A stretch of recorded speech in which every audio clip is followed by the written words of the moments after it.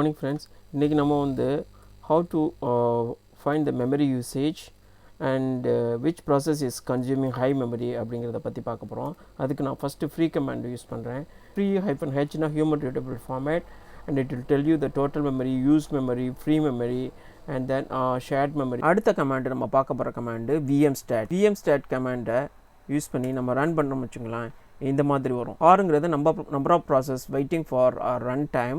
பிங்கிறது number of process in uninterruptible sleep. இதை வந்து நான் உங்களுக்கு ஃபுல்லாக ஸ்க்ரோல் பண்ணி காமிக்கிறேன். அடுத்து நம்ம யூஸ் பண்ண போகிற கமாண்டு டாப் கமாண்ட்னு போட்டோம்னு வச்சுங்களேன், இந்த மாதிரி வரும். ஓகேங்களா, இதுக்கு இந்த இருக்குது பாருங்கள், இதான் வந்து மெமரி.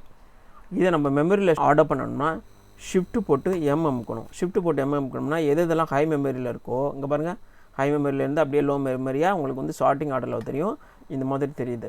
ஓகேங்களா, இப்போ ஓபிஎஸ்ன்னு சொல்லிவிட்டு ஒன்று ரன் ஆகிட்டுருக்கு. ஓகேங்களா, இப்போ நமக்கு இது வந்து இந்த மாதிரி இருக்கிறதுனால இதோட பாத்து நமக்கு வந்து தெரியாது.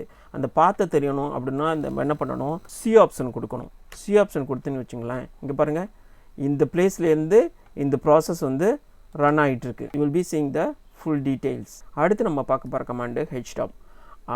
ஹெச்டாப்னு சொல்லிட்டு நீங்கள் என்ட்ரு பண்ணிங்கன்னா பார்த்தீங்கன்னா மேலே ஒரு விண்டோ இருக்குது அண்ட் தென் கீழே ஒரு விண்டோ இருக்குது and then automatically you will be seeing the path of the file, process it is running, what is the process IDs, everything you can see. அடுத்து நம்ம பார்க்க போகிற கமாண்ட் வந்து SAR கமாண்ட். ஓகேங்களா, SAR சொல்லிட்டு ஒரு கமாண்ட் இருக்குது. அந்த கமாண்டை யூஸ் பண்ணி நம்ம பார்க்க போகிறோம். இதில் வந்து உங்களுக்கு நீங்கள் SAR ரன் பண்ணிங்கன்னா இந்த மாதிரி வரும். உங்களுக்கு SAR -R1 and 5. ஓகேங்களா, இதில் வந்து இந்த மாதிரி ரெகுலர் இன்டர்வலில் ஒரு 5 டைம்ஸ் உங்களுக்கு வந்து இந்த மெமரி டீட்டெயில்ஸை வந்து இட் வில் பிரிண்ட் அவுட். இந்த ஆர் ஆப்ஷன் வந்து basically to track the memory utilisation statistics at regular interval. இங்கே வந்து நீங்கள் 3 இது வந்து இம்பார்ட்டண்ட்டாக வந்து நோட்டீஸ் பண்ணணும்.